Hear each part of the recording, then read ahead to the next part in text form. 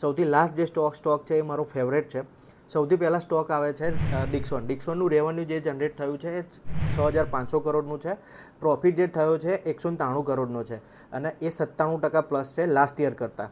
બીજો સ્ટોક છે પીજી ઇલેક્ટ્રોપાસ્ટ. એનું રેવન્યુ જનરેટ થયું છે 1,320 કરોડ અને પ્રોફિટ જનરેટ થયો છે 115 કરોડ, જે લાસ્ટ યર કરતાં 109% પ્લસ છે. થર્ડ સ્ટોક છે જેનિયસ પાવર. જેનિયસ પાવરનું રેવન્યુ જનરેટ થયું છે 414 કરોડનું. પ્રોફિટ થયો છે 57 કરોડ, જે લાસ્ટ યર કરતાં 140% પ્લસ છે.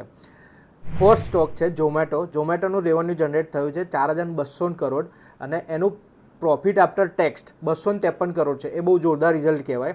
અને લાસ્ટ અને મારો ફેવરેટ સ્ટોક જે છે કેમ્પ્સનું રેવન્યુ જનરેટ થયું છે 331 કરોડ અને એનો પ્રોફિટ છે 132 કરોડ, જે લાસ્ટ યર કરતાં 41% પ્લસ છે. બાકીના 5 સ્ટોકનું લિસ્ટ મેં નીચે કેપ્શનમાં એડ કર્યું છે, ચેક કરી લેજો અને મોકલી દેજો તમારા ટ્રેડર ફ્રેન્ડને. ઇન્વેસ્ટ